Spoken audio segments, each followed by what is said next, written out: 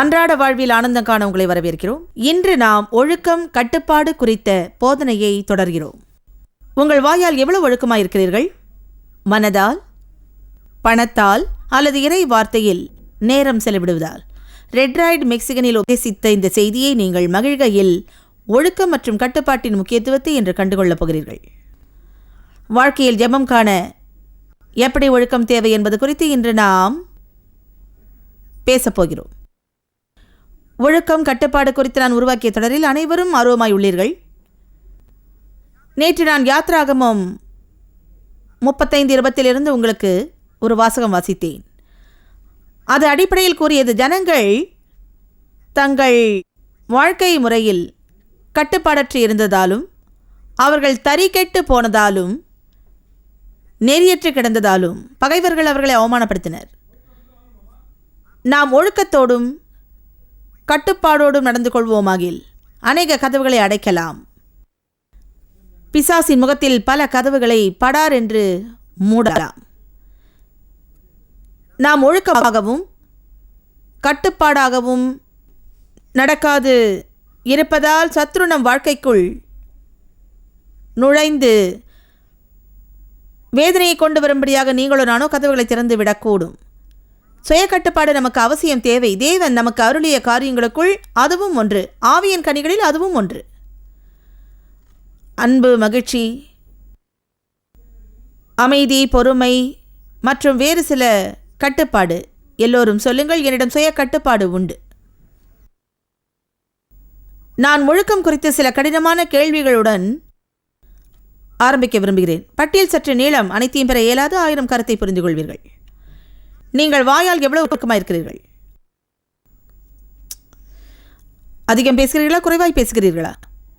சிலர் போதிய அளவு பேசுவதில்லை. அவர்களோடு இருப்பது கடினம். அவர்கள் மிக அமைதியாக இருப்பதால் எல்லோரையும் தடுமாற செய்கிறார்கள். மற்றவரை எல்லாம் வேலை செய்ய வைக்கின்றார்கள். நீங்கள் சத்தமாகவா வேகமாக பேசுவீர்களா? மிக மெதுவாக பேசுவீர்களா? எல்லோரும் என்ன என்ன என்னும்படியாக பேசும்போது முனகுவீர்களா? வாயாடுவீர்களா? குறை கூறுவீர்களா? பிறரின் ரகசியங்களை வெளிப்படுத்துவீர்களா? உங்கள் வார்த்தையின் கணத்தை பற்றி சிந்திக்காமல் பேசுவதுண்டா? நீங்கள் நன்கு கேட்பவரா அல்லது பேசுபவரா? உங்கள் மனம் எப்படி? அப்படியே தறிகட்டு ஓட விட்டு விடுவீர்களா? அல்லது தீய எண்ணங்களையும் தவறான கற்பனைகளையும் தூக்கி எறிவீர்களா? என் கேள்வி, உங்கள் எண்ணங்கள், உங்கள் வார்த்தைகள் மீது ஓரளவேனும் ஒழுக்கம் மற்றும் சுய கட்டுப்பாட்டோடு நீங்கள் நடந்து கொள்கிறீர்களா? தேவ வார்த்தை மீது தியானிக்க நேரம் செலவிடுகிறீர்களா? வேதம் அதை செய்ய சொல்கிறது. நீங்கள் எப்படி தியானிப்பது தெரியாது எனலாம். உங்களுக்கு தெரியும், கவலைப்பட தெரியுமானால் தியானிக்கவும் தெரியும். தியானிப்பதென்றால் ஒரே காரியத்தை திரும்ப திரும்ப திரும்ப மனதில் ஓட விடுவது. எல்லா கோணத்தில் இருந்தும் அதை பார்த்து கொண்டே நாம் கவலைப்படும் போது அதைத்தானே செய்கிறோம்.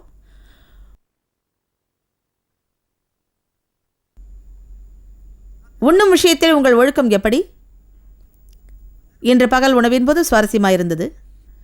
அத்தியாவசிய உணவு உண்பது குறித்து தேவன் என்னிடம் கூறியது பற்றி சொன்னேன். அதாவது, சாப்பாட்டுக்கு முன் ரொட்டியும் வெண்ணையும் புசிப்பது எப்போதும் அவசியமல்ல என்றார் என்று கூறினேன். ஏனென்றால் நான் சில நிமிடம் காத்திருந்து என்னை கட்டுப்படுத்துவேன். ஆகில் நான் 5 பேரோடு சாப்பிட்டேன். அவர்கள் ரொட்டியும் வெண்ணையும் கொண்டு வந்தார்கள். என்னவென்று சொல்கிறேன், அதை யாருமே தொடவில்லை. தமாஷாக இருந்தது. ரொட்டி அங்கேயே உட்கார்ந்து கொண்டது. எல்லோரும் அதை பார்த்து கொண்டே இருந்தார்கள். இறுதியாக ஒருவர், அதை சாப்பிட்றதுக்கு யாருக்கா தைரியம் இருக்கா என்றார்.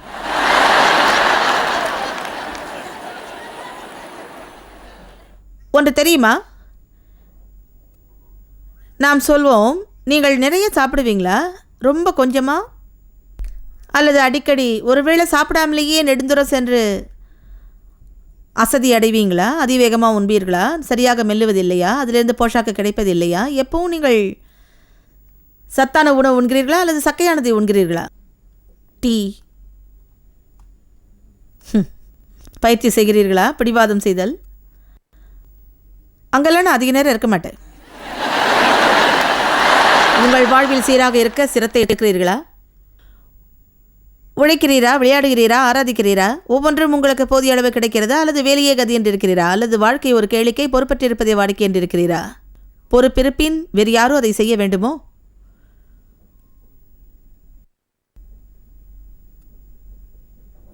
நீங்கள் பணத்தை கரைக்கிறீரா, பணத்தையோ பொருளையோ பதுக்குகிறீரா? ஒருவேளை அவசியம் சிறிது செலவு செய்ய வேண்டுமோ, தொடர்ந்து கொடுக்கும்படியாக உங்களை ஒழுங்குபடுத்துகிறீரா? ஒருவேளை அதிகமாகவே கொடுக்கலாம், தவறான நோக்கத்தோடும் இருக்கலாம். உங்கள் மந்தையின் நிலையை நீங்கள் அறிய வேண்டுமென்று வேதம் கூறுவதை அறிவீர்களா? நீங்கள் உங்கள் செக் புக்கை சீராக்கி எவ்வளவு காலம் இருக்கும்? அடுத்த மாதத்திற்குள் எத்தனை பில்கள் வரும் என்று அறிவீர்களா? எவ்வளவு கொடுக்க வேண்டும் என்றாது உங்களுக்கு தெரியுமா? பார்க்க பயமா? முன்னோக்கி பார்ப்பதுண்டா? என்னென்ன பில்கள் வர வேண்டும் என்று எச்சரிக்கையா இருக்கின்றீர்களா? எதிர்பாராத விதமாக முளைத்தெழும் காரியங்களுக்காக ஒரு குறிப்பிட்ட தொகையை ஒதுக்கி வைக்க வேண்டும் என்று யோசிக்கவாவது செய்தீர்களா? அல்லது எதையுமே திட்டமிடாமல் பின்னர் எதிர்பாராது வரும்போது நீங்கள் செய்வதெல்லாம் பிசாசு மீது ஆவேசம் அடைவதா?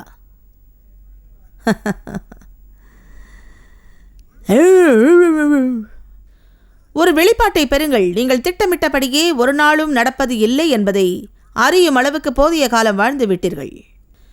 காரியங்களுக்கு சிறிது கால அவகாசம் கொடுங்கள்.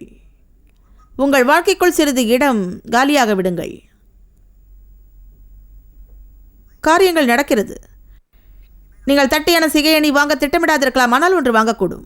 உங்கள் ரெஃப்ரிஜிரேட்டர் செயலிழக்கும் என்று தீர்மானிக்காதிருக்கலாம், ஆனால் அது நிகழக்கூடும். புத்திசாலி நடக்காதென்று நம்பும் காரியம் நடக்கக்கூடும் என்று எண்ணி சிறிது பணத்தை ஒதுக்கி வைக்கிறான். அதை செய்வதன் மூலம் அநேக நெருக்கடிகளை நீங்கள் உங்களிடமிருந்து அகற்றிவிடலாம். நீங்கள் ஷாப்பிங் போவது பொழுதுபோக்கவா அல்லது வசதியாக இருப்பதற்கா? நீங்கள் ஆத்திரப்படும் போது உங்களுக்காக பரிசு வாங்குவீர்களா? நீங்கள் உங்கள் 80% பிரத்யேக நேரத்தை உங்கள் வாழ்க்கையின் 3 பிரத்யேக முன்னுரிமைகளை சேரும் வண்ணம் உங்களை நெறிப்படுத்துவீர்களா? அல்லது உங்கள் 80% நேரத்தை தேவையில்லாத பொருட்கள் மீது செலவிடுவீர்களா? பின்னர் நேரம் செலவிடப்பட வேண்டிய போதிய நேரம் என்று இருப்பீர்களா? கடவுளுடன் தவறாமல் நேரம் செலவிடுவீர்களா? தவறாமல் ஜெபிக்கிறீர்களா? தவறாமல் படிக்கிறீர்களா? தவறாமல் ஆலயம் செல்கிறீர்களா? தவறாமல் குடும்பத்தில் நேரம் செலவிடுவீர்களா? நீங்கள் விரும்பும் மற்ற உறவுகளை பேணி வளர்க்க நேரத்தை செலவிடுகின்றீர்களா? நீங்கள் எல்லோருக்கும் நல்ல நண்பராக இருக்க முடியாது. நீங்கள் எல்லோரிடமும் நட்பாக இருக்கலாம், ஆனால் நல்ல நண்பராக இருக்க இயலாது. ஒரு கையளவு மட்டுமே உண்மையிலேயே நல்ல நெருக்கமான உறவு முறைகளை தக்க வைத்துக் கொள்ள முடியும். அவர்கள் யாராக இருக்க வேண்டும் என்பதை நீங்கள் தீர்மானிக்க வேண்டும். அந்த முடிவை மேற்கொள்ளும் போது அதற்கென கால அவகாசம் ஒதுக்க வேண்டும். ஏனென்றால் அதற்கென நேரம் ஒதுக்காமல் நல்லுறவு பெறுவது என்பது இயலாது. உங்கள் வீட்டில் உள்ள ஒருவர் அங்கு நீங்கள் இருப்பதாலேயே என்றென்றும் உங்களோடு அன்பா இருப்பார் என்று எண்ணலாகாது.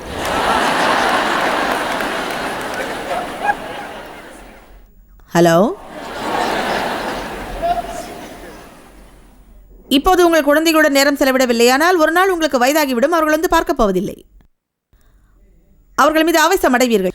ஆனால் நீங்கள் அவர்களுக்கு தேவைப்பட்ட போது அவர்களோடு நீங்கள் நேரம் செலவிடவில்லை என்பதை மறந்து விட்டிருப்பீர்கள். நீங்கள் வேலையை கதி என்று இருப்பது அவர்களை நிகழச் செய்யவில்லை. அவர்களுக்கு தேவை உங்கள் நேரம். ஆமென். மிக எளிதில் மாறக்கூடிய அநேக காரியங்கள் நம் வாழ்க்கையில் உள்ளன. நாம் ஒரு நாளை ஒதுக்கி கொண்டு கணக்கெடுப்பு செய்து கர்த்தரிடம், என் வாழ்க்கையில் இந்த அசிங்கமெல்லாம் இருக்கிறதே, ஏன் கர்த்தாவே என்று மன்றாடி கேட்க வேண்டும். உறுதியாக சொல்கிறேன், நாள் முடியும் முன் கடவுள் உங்களுக்கு குறைந்தது 4 அல்லது 5 காரியங்கள் காண்பிப்பார். அவற்றை உங்கள் வாழ்க்கையில் சரி செய்து கொள்வீர்களானால், சிலவற்றை நிவர்த்தி செய்வீரானால், எந்த பலனையும் தராத வெட்டியானவற்றை விட்டு விலகுவீரானால், அதற்கெல்லாம் செலவிடும் நேரத்தை செலவிட வேண்டிய காரியங்களுக்கு ஒதுக்குவீரானால், நீண்ட காலம் ஆகாது சில காரியங்கள் உங்களுக்கு சாதகமாக மாற துவங்கிவிடும். ஆமென். இந்த பட்டியலை நான் வாசிக்க துவங்கியதும் நினைத்தேன், ஓ, இந்த லிஸ்ட் நீண்டது. மக்கள் நினைக்கக்கூடும், அதெல்லாம் நான் செய்யணும்னு எப்படி எதிர்பார்க்குறீங்க? உண்மை என்னவென்றால், மெய்யாகவே நீங்கள் உங்கள் வாழ்வில் ஜெயம் காண வேண்டுமானால் அது முழுநேர பணியாகும். சரீர பிரகாரமான நாட்கள் அதிகம் இருக்காது. சகலவித விவகாரங்களை சிந்திக்கவோ, நினைத்ததை கூறவோ, நாள் முழுவதும் பணத்தை செலவிடவோ, விரும்பியதையெல்லாம் சாப்பிடவோ, சுற்றியுள்ளோர் மீது சவாரி செய்யவோ முடியாது. உங்கள் வாழ்க்கையில் நீங்கள் எப்போதாவது அப்படி இருக்கக்கூடும், ஆனால் அதை ஒரு வாழ்க்கை முறையாக கொண்டு வெற்றியை எதிர்பார்க்க முடியாது. பல நேரங்களில் உங்கள் உதட்டை மூடிக்கொள்ள வேண்டும். எதையாவது சொல்லிக்கொண்டே உங்கள் எண்ணங்கள் மீது ஆதிக்கம் செலுத்த விரும்பும் போது ஒருவேளை நாளுக்கு 200 முறை படுத்து கிடக்க தோன்றும் போது பணி செய்யுங்கள், பயனுள்ளதை செய்யுங்கள். ஒழுக்கம், சுய கட்டுப்பாடு, அவை நம்மில் பண்பை மேம்படுத்துகின்றன. பண்பு நமக்கு அவசியம். செய்ய வேண்டியதை செய்ய விரும்பாத போது அதை செய்வதால் பண்பு மேம்படுகிறது. ஆமென். திடமான தெய்வ பண்பு, நீங்கள் செய்ய வேண்டும் என்று அறிந்ததை செய்ய விரும்பாத போது அதை செய்வதால் மேம்படுகிறது. அதை செய்ய நினைப்பதால் உண்மையில் பாதிப்பும் உண்டாவதில்லை, அதாவது நல்லது செய்கிறது. ஆனால் செய்ய விரும்பாத போதும் எப்படியோ அதை செய்கையில் வாழ்க்கையின் அந்த எல்லைகளை நீங்கள் தாக்க துவங்கும் போது ஏற்படும் பாதிப்பை போன்று அது இருப்பதில்லை. நான் கூறியது போல் யார் மீதாவது உங்களுக்கு கோபம் இருக்குமானால் அவர்களிடம் நீங்கள் பேச விரும்புவதில்லை, ஆனால் பேச வேண்டும் என்று தெரியும். பின்னர் நீங்கள் போய் அவர்களிடம் பேசுகிறீர்கள். அதை செய்யும் போது நீங்கள் ஆன்மீக ரீதியில் மேம்பட்டுள்ளீர்கள், தெய்வீக பண்பை வளர்த்து கொண்டு உள்ளீர்கள். பிறர் உங்களை அவமதிக்கும் போதும் நீங்கள் அவர்களை நன்றாக நடத்தும் போது நீங்கள் வளர்கின்றீர்கள். நான் வெறும் வளர்தல் என்று சொல்லவில்லை, கவனித்தீர்களா? வளர்கின்றீர்கள். இதை போல எத்தனை பேர் வளர்தலை சில சமயம் உணர முடிகிறது? அந்த வலியை உணரும் போது நான் வளர்கிறேன் என்று நீங்கள் அறிய வேண்டும். எந்த கட்டுப்பாடும் உடனே சந்தோஷத்தை கொண்டு வருவதில்லை, மாறாக பின்னர் அது நீதியின் அமைதிக்கனியை விளைவிக்கிறது. மனமின்றி சரியானதை செய்யும் போது ஆரம்பத்தில் அது நல்லதாக தோன்றாது, ஆனால் பின்னர் அது நன்றாகவே இருக்கும். நீங்கள் உங்கள் குழந்தைகளை நல்வழிப்படுத்த உங்களையே நீங்கள் ஒழுங்குபடுத்துகிறீர்களா? அதை உள்ளத்தில் பதிய வைத்துக் கொள்ளுங்கள். உங்கள் குழந்தைகளை ஒழுங்குபடுத்த நீங்கள் ஒழுங்காய் இருக்கிறீர்களா? சில சமயம் இப்படி நினைப்பது மிக எளிது. எப்படியோ உங்கள் குழந்தைகளில் ஒன்றை தண்டித்து ஒரு வாரத்திற்கு வீட்டிலேயே இருக்க செய்வது பெரிய தமாஷா அல்ல.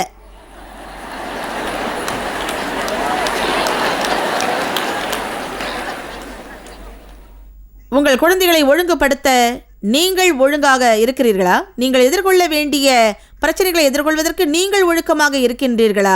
அல்லது நீங்கள் யாவற்றையும் நழுவவிடும் அத்தகைய மக்களுள் ஒருவரா? ஏனென்றால் நீங்கள் நினைக்கிறீர்கள், நான் சமாதானத்தை நேசிக்கிறேனே ஒழிய எதிலும் தலையிட விரும்பவில்லை. நீங்கள் அமைதியை விரும்பலாம், ஆனால் உண்மையாகவே உங்களிடம் அமைதி இல்லை. சகலத்தையும் சரியை விடுவீரானால் உண்மை சமாதானம் இருக்காது. ஏனென்றால் அது எங்கே சறுக்குவதானாலும் அது குவிகிறது. ஆமென். கூடிய விரைவில் அந்த குவியலுக்குள் இடம் பெறுவீர்கள். அது மிகப்பெரியதாகும். எங்கேயோ நீங்கள் படு மோசமாக அதன் மீது ஆவலாய் மயங்கி விழுவீர்கள். காரியங்களை சமாளிக்க வேண்டும், பிரச்சனைகளை சமாளிக்க வேண்டும். நான் என் ஊழியத்தில் எதிர்கொண்ட சகல காரியங்களில், உண்மையாகவே சொல்கிறேன், நான் எதிர்கொண்ட சகல காரியங்களில் பயணம் மிக கடினமாக இருக்கவில்லை, படிப்பு மிக கடினமாக இருக்கவில்லை, வேலை மிக கடினமாக இருக்கவில்லை. நான் எதிர்கொண்ட மிக கடினமான காரியம் இடைவிடாமல் பிரச்சனைகளை சமாளிப்பது.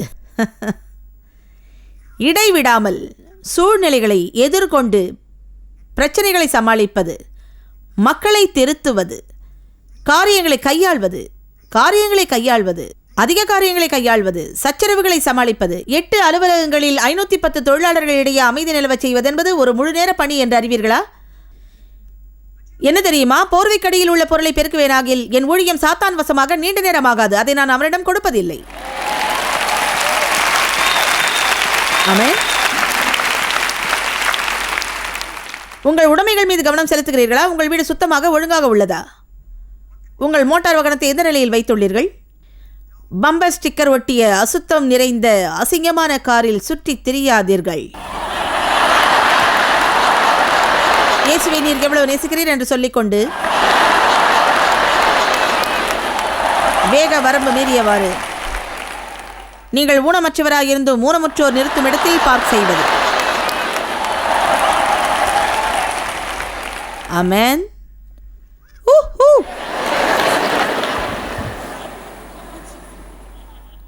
உங்கள் காரை எப்படி பராமரிக்கிறீர்கள்? ஆயில் மாற்றப்படுகிறதா? டயர்கள் நன்றாக சுற்றுகிறதா? அல்லது அது கழன்று விழும் வரை காத்திருந்து புதிதொன்றுக்காக கர்த்தரை நம்பி இருக்கிறீரா?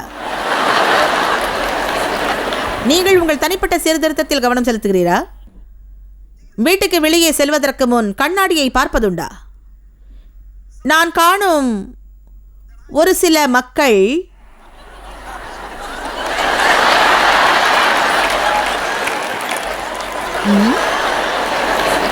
கூட நீங்க பார்த்துக்கிட்டீங்களா என்னலாம்?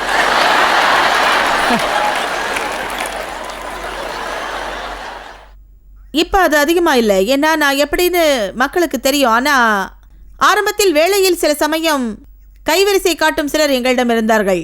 ட்ரையரில் அவர்கள் போட்டுவிட்டு இரவு முழுதும் அங்கேயே விட்டு விட்டார்கள். அதில் அழுத்தமான சுருக்கங்கள் இருந்தது. அதை பணியின் போது அறிந்திருப்பார். பின்னர் நான் போய் உலகளாவிய ஊழியம் கொண்ட ஜாய்ஸ்மேயர் மினிஸ்ட்ரியின் தலைவியாக இந்த நபரை வீட்டுக்கு சென்று தங்கள் உடைகளை அயன் பண்ணும்படி கூறுவேன். என்னை இத்தகைய காரியத்தை செய்ய வைக்காதீர் என்பது போல. சுருங்கி கிடக்கிறது நான் கவனிக்கவே இல்லை.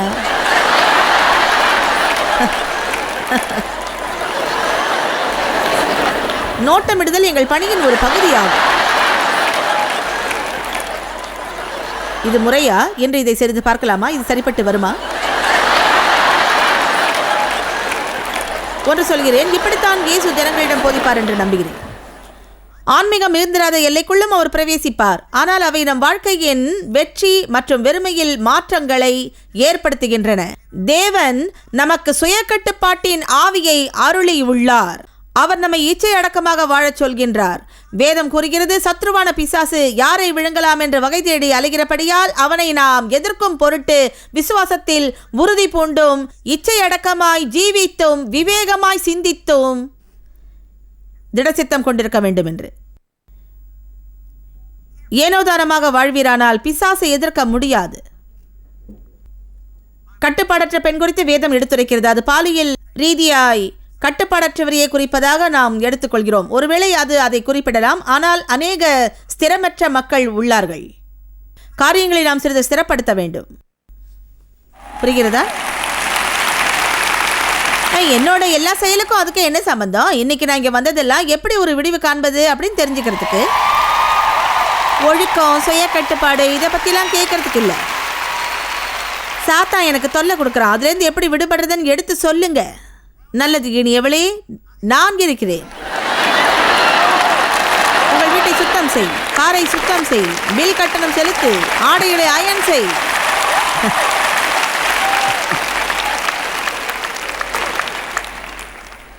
உங்களையே உங்களால் நிர்வகிக்க இயலவில்லை. ஆனால் தேவன் எப்படி உங்களை வேறு சிலருக்கு அதிகாரியாக்குவார்?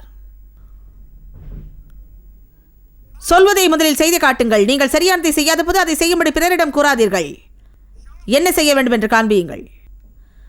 நேர்மையை பற்றி பேசும் நீங்கள் அப்பாயின்மெண்ட்டுகளை முதலில் ஒழுங்காய் கடைபிடிக்கின்றீர்களா?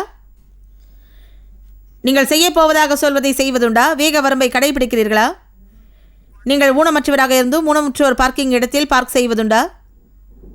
சரக்கு வண்டியை அதற்குண்டான இடத்தில் திரும்பவும் வைக்கின்றீர்களா? அல்லது பிறர் பார்த்து கொள்ளட்டும் என்ற நடுவிலேயே விட்டுவிட்டு செல்வதுண்டா? வீட்டிலும் வேலையிலும் உங்களை சுற்றியுள்ள குப்பையை நீங்களே எடுப்பீர்களா அல்லது மற்றவர்கள் செய்யட்டும் என்று இருப்பீர்களா? நீங்கள் உங்கள் சரக்கு வண்டியில் முதல் 2ஆம் 3ஆம் 4ஆம் வரிசையின் பொருட்களை வைக்கிறீர்கள். 7ஆம் பகுதிக்கு செல்வதற்குள் எல்லா பொருட்களுக்கும் பணம் போதாது என்று தெரிகிறது. வண்டியில் உள்ள சில பொருட்களை வெளியே எடுக்கிறீர்கள். அதை எடுத்த இடத்திலேயே வைப்பீர்களா அல்லது அந்த வண்டியிலேயே அதை போட்டு விடுவீர்களா?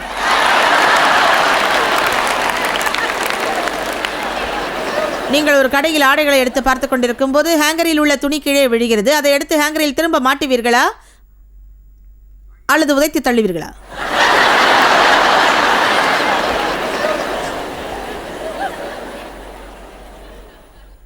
ஒழுக்கமற்றவர் என்று உணர்வீர்களானால் என்ன செய்ய வேண்டும் என்று சொல்கிறேன். நீங்கள் நம்பிக்கை இழக்கக்கூடாது. வேலைக்கு ஒன்று என்ற காரியங்களை கையாள துவங்க வேண்டும். உங்களுக்கு அது மலை போன்ற குழப்பமாக தோன்றக்கூடும். இந்த உலகத்தில் அதையெல்லாம் எப்படி சமாளிப்பதென்றே புரியாமல் இருக்கலாம். ஆனால் என்னவென்று நான் சொல்கிறேன், தேவன் திரும்பி வரும்போது நீங்கள் கடுமையாக முயற்சிப்பதை காண்பாரானால் உங்கள் மீது பிரியம் கொள்வார். நீங்கள் இலக்கை அடையாவிட்டாலும் உங்கள் கடும் முயற்சியை காண்பாரானால் பெருமிதம் கொள்வார். உங்கள் வாழ்வின் நிலை குலைந்த பகுதிகளை கையாள துவங்குங்கள்.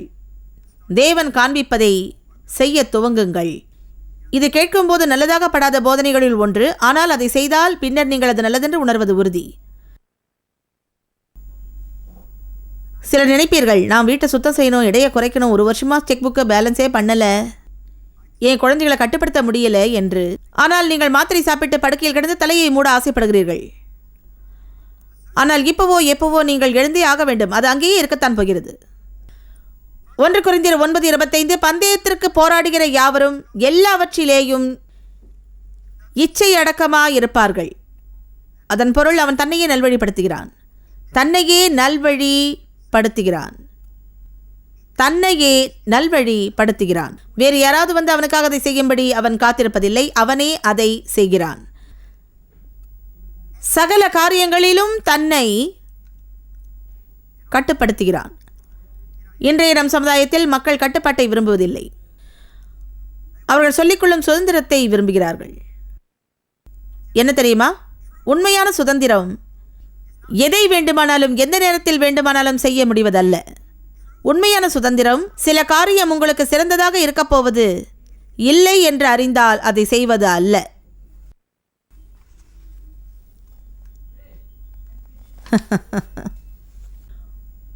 உண்மையான சுதந்திரம் எதை வேண்டுமானாலும் எந்த நேரத்தில் வேண்டுமானாலும் செய்வது அல்ல. உண்மையான சுதந்திரம், உண்மையான விடுதலை உங்களுக்கு சிறப்பாக அமையப்போவதில்லை என்று அறிந்த ஒன்றுக்கு இல்லை சொல்ல சுதந்திரம் இருப்பதே ஆகும். உண்மையான சுதந்திரம் சிலரை காயப்படுத்தப் போகிறது என்று அறிந்தாலும் சிலவற்றுக்கு இல்லை சொல்வதே ஆகும். எனவேதான் ரோமர் 14 பவுல் கூறினார், அவர்களின் அன்றைய பெரும் பிரச்சனையை அவர்கள் விவாதித்த போது, விக்கிரகங்களுக்கு ஒப்புக் கொடுக்கப்பட்ட மாம்சத்தை அவர்கள் புசிக்கலாமா கூடாதா? அது மெய்யாகவே அவர்களுக்கு பெரிய காரியமாயிருந்தது. பவுல் வெளிப்பாடு பெற்றிருந்தார். அவர் கூறினார், விக்கிரகங்கள் கற்சிலையை அன்றி வேறு ஒன்றுமில்லை. அவை ஒன்றுமில்லாததாகையால் இறைச்சி தீட்டுப்படலாகாது. இருப்பினும் அநேகரின் மனம் பலவீனமாக இருந்தபடியால் அது இன்னமும் அவர்களை சஞ்சலப்படுத்தியது. சில கிறிஸ்தவர்கள் கூறினார்கள், ஆண்டவரை ஆசீர்வதியும், நாங்கள் சுதந்திரமாக உள்ளோம், அதை செய்யலாம். அவர் கூறினார், ஆம், உங்களுக்கு சுதந்திரம் உண்டு. ஆனால் உங்களுக்கு நீங்கள் இல்லை சொல்ல சுதந்திரம் உண்டானால் உண்மையிலேயே நீங்கள் சுதந்திரவாளிகள். அன்பின் வழியே நடக்கிறீர்கள். ஏனென்றால் நீங்கள் சுதந்திரமாக செயல்படுவீர்களானால் அது இன்னொருவரின் உள்ளத்தை புண்படுத்தும். அவர்களுக்கு பாவமாக தோன்றும் ஒன்றை அவர்கள் செய்ய காரணமாக கூடும். நாம் மெய்யாகவே சுதந்திரம் என்றால் நமக்கு நாம் எளிதில் ஆம் என்று சொல்ல முடிவது போல இல்லை என்றும் நாம் சொல்ல முடியும்.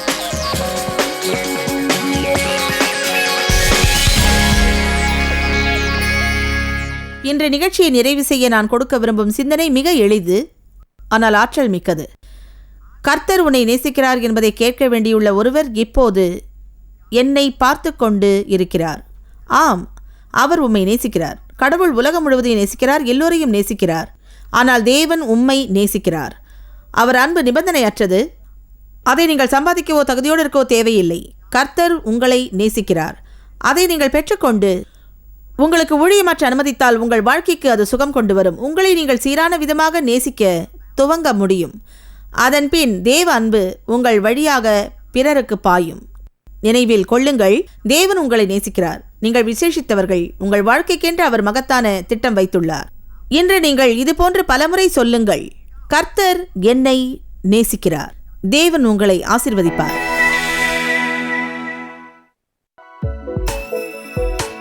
நீங்கள் அறிந்திருப்பதை காட்டிலும் ஜாய்ஸ் மேயர் ஊழியங்களில் நீங்கள் மிக முக்கியமானவர்கள். இந்த உலக ஊழியத்தை சாத்தியமாக்குவதற்காய் உங்களை பாராட்டுகிறோம். நண்பர்களுக்கும் பங்காளர்களுக்கும் நன்றி கூறுகிறோம். நாம் இணைந்து பசித்தோர்க்கு உணவும் ஏழைக்கு உடையும் தேசங்களுக்கு நற்செய்தியும் வழங்குகிறோம். உங்கள் ஜெப வேண்டுதல்களை பகிர்ந்து கொள்ள, ஆதாரங்கள் குறித்து மாநாட்டு விவரங்கள் காண, உலகமெங்கும் கிறிஸ்துவின் அன்பை பகிர்ந்து கொள்ள எங்களுடன் பங்காளர்களாக எங்களை தொடர்பு கொள்ளுங்கள் அல்லது jmmindia.org லாக் ஆன் செய்யுங்கள்.